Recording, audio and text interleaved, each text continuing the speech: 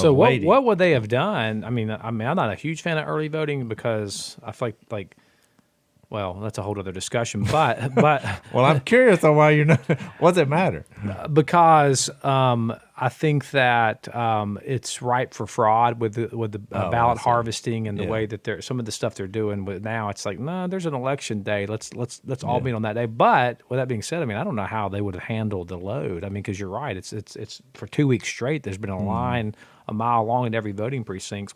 So we're headed for the highest turnout in the last 110 years. I mean, I think. Well, right. But see, I was making the point that they did that so that the older people who are more susceptible to the coronavirus could have a chance where there wasn't such a big crowd. Yeah. But the problem is, well, there's so much passion, I guess, about I voting. appointed the president. I met with him 2 or 3 times. 3 times. I pointed him to Jesus. I asked God to put him back in. I said, I think he's the man.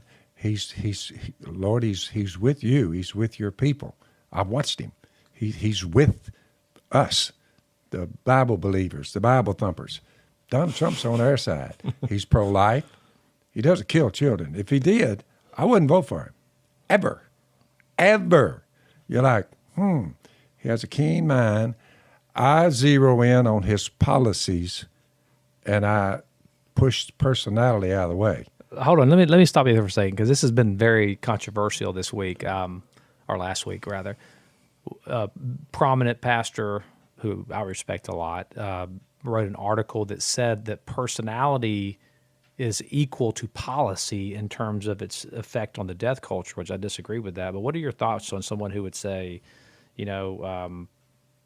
look at this guy and he's arrogant, boastful, and they would say that his personality is just so off-putting, and that it's what would you say to someone who would elevate personality over policy? I would say what I wrote down in the front of my Bible: acumen, keenness, quickness in understanding and dealing with a situation, shrewdness, mental acuteness. I said, Donald Trump has high acumen. He's smart, very smart. You say, I'm not worried too much about his look. He'll grow in the faith. I preached the gospel to him. I believe he believed it. That's what I believe. I believe God will put him back in office. That's what I believe. We'll see. So I look at it like I separate his personality. I said, he'll grow in that area. It's a far cry when you first come to Jesus. You say, when you first came to Jesus, Phil, did you love your enemies? I said, I didn't even know what agape love was. I didn't know what it was, Zach. You Well, explain that, because a lot of people don't know. Agape, which there's 4 different Greek words for love, right? Yeah, but before you tell us what they are, let's take a quick break.